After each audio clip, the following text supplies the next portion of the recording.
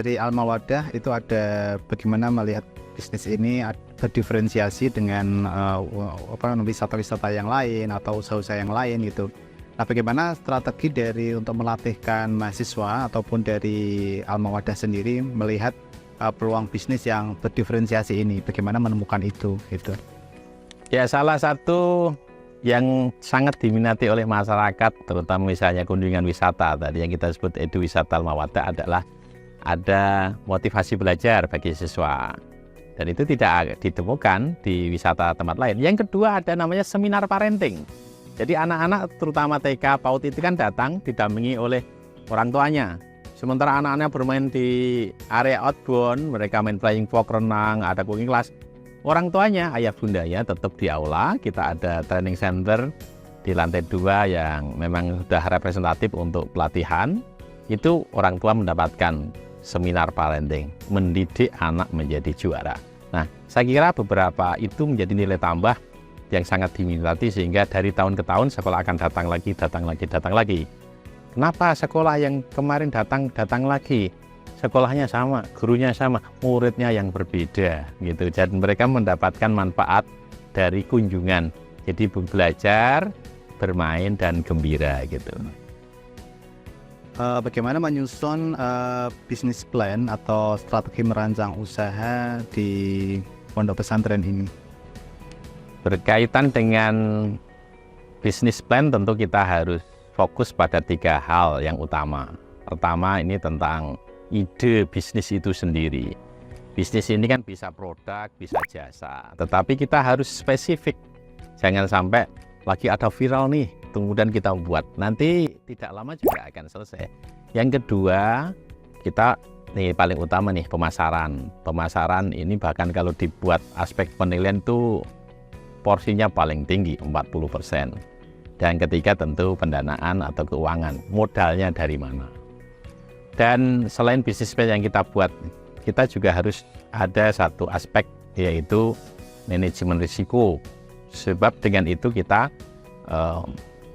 menjalankan bisnis dengan alur yang benar. Jadi produk kita ciptakan dengan diferensiasi spesifik yang unik, yang nyaris tidak banyak pesaing di luar. Kemudian quality controlnya kita jaga, pemasarannya kita maksimalkan. Hari ini semua santri itu sekaligus sebagai marketer. Mereka aktif di medsos.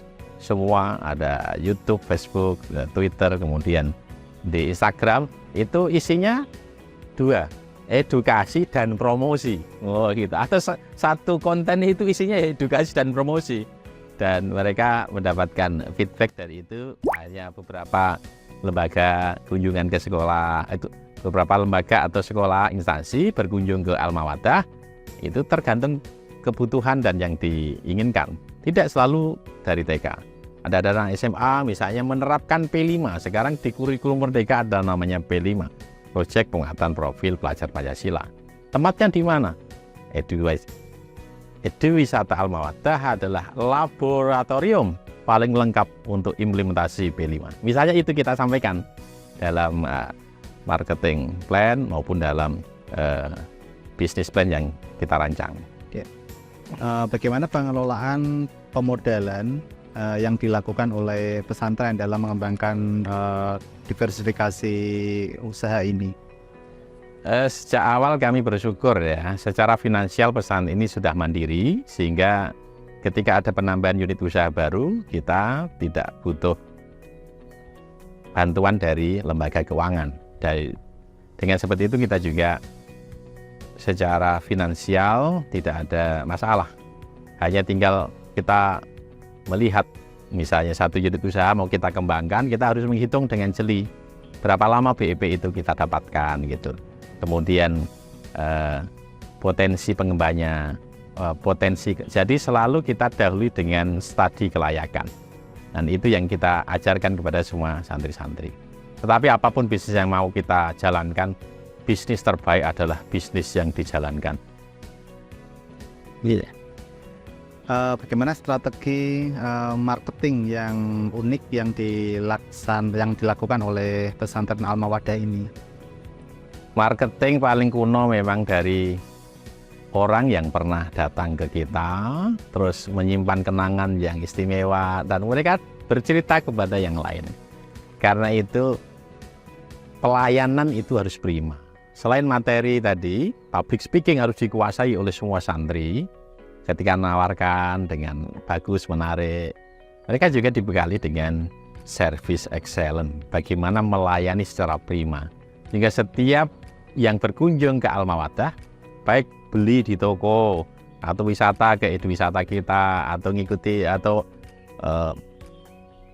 jasa haji dan umroh, atau beli kapling, atau perumahan, semua itu merasa seperti keluarga, seperti saudara sendiri. Ada kepuasan. Nah, kepuasan itulah yang mahal. Ya, mereka akan bercerita kepada kolega, teman, saudara.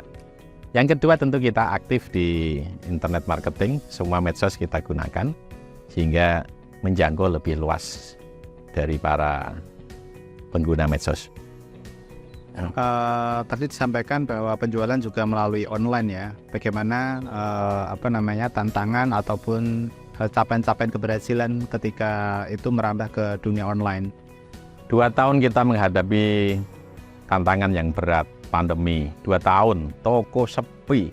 Justru disitulah kita berpikir sebagai seorang pengusaha. Maka apa yang kita kembangkan, semua santri kita bekali dengan marketing internet marketing, menjual lewat online. Dan ternyata orang yang datang ke toko memang berkurang karena lockdown. Tetapi penjualan ternyata meningkat, omsetnya naik. Nah, itu yang menarik. Maka sekarang setelah kita sudah terbebas dari pandemi, penjualan online jalan, offline juga jalan. Dan ini saya kira cocok bagi anak-anak muda, bagaimana mereka harus sangat familiar dengan dunia digital. Bukan hanya untuk edukasi, tapi sekaligus untuk bisnis dan pemasaran. Dan itu yang kita praktekkan di pesantren entrepreneur Al-Mawaddah ini. Bagaimana dari unit usaha ini mengidentifikasi perilaku konsumen dari produk dan jasa yang ditawarkan? Kita selalu terbuka adanya masukan, kritik, atau komplain. Saya selalu sampaikan kepada semua santri mahasiswa, orang ngasih kritikan itu kita harus berterima kasih. Karena tanpa kita bayar, mereka ngasih masukan ke kita.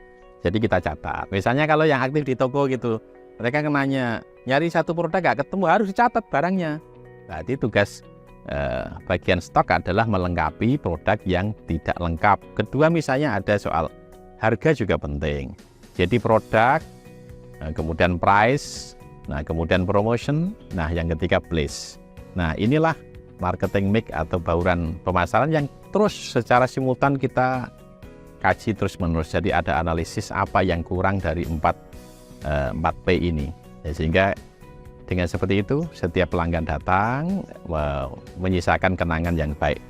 Penjaganya ramah, semua trainernya murah senyum, motivasinya membangkitkan dan sebagainya gitu. Nah, sehingga secara tidak langsung santri-santri yang semua mahasiswa itu bertumbuh secara spiritual, mereka kuat. Ya, kemudian leadership-nya terbangun karena mereka menghandle banyak unit usaha. Kita menerapkan satu prinsip yang sederhana di Mawaddah ini, yaitu everyone can do anything. Setiap satu orang, satu santri yang mahasiswa itu bisa melakukan semua aktivitas pembelajaran maupun aktivitas bisnis yang ada di sini. Jadi hari ini dia bisa menghandle kegiatan kunjungan wisata, atau sebagai seorang trainer motivator, atau dia sebagai seorang pembicara motivasi, atau seminar parenting. Dan itu tantangan yang berat. Anak semester 1 di Mawaddah ngasih seminar marketing, pesertanya ibu-ibu, udah punya banyak anak. Tapi itulah, jadi mereka tumbuh rasa percaya diri, optimis, kemudian tambah semangat karena mendapatkan income dari setiap aktivitas yang mereka lakukan. Bagaimana mekanisme pembukuan akuntansi yang dilakukan oleh pengelola unit usaha?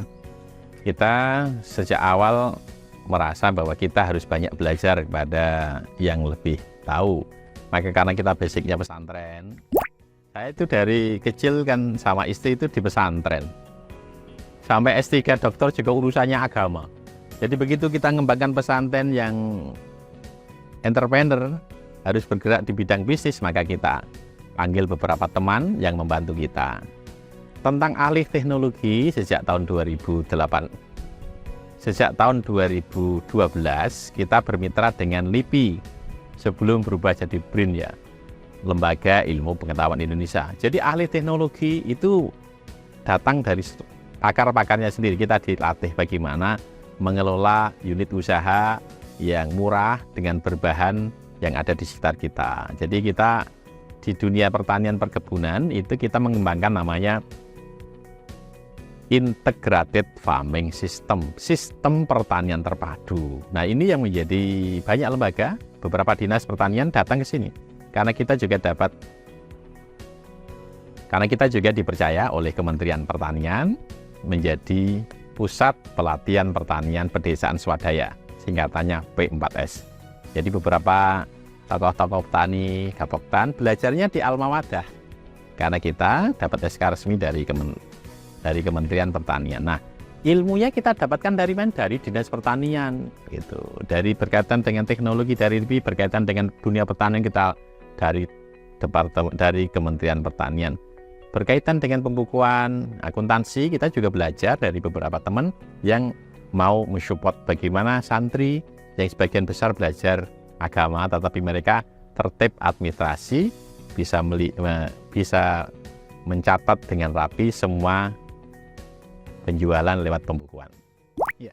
Terakhir, pesan untuk semua peserta pelatihan kewirausahaan pesantren yang ada di Indonesia, terutama pengelola pesantren ataupun santri-santri atau siapapun nanti yang mengikuti kegiatan pelatihan ini. Saya berharap lewat kegiatan yang volumenya tidak besar di pesantren entrepreneur Alma Wadah Kudus ini bisa sedikit menjadi inspirasi bagi sahabat sekalian, baik para pengasuh pesantren atau santri-santri, bahwa menjadi santri itu baik, tapi lebih baik menjadi santri yang mandiri. Memiliki pondok itu baik, tapi memiliki pondok yang mandiri dan memberikan kesempatan bagi semua santri free itu lebih baik. Jadi nikmal malus sholih lirrojuli sholih. Kita ini bersyukur jadi santri, orang baik, dan orang baik-baiknya punya banyak uang. Nah gitu. Jadi semoga kita mulai hari ini bertumbuh menjadi seorang santri sodakar.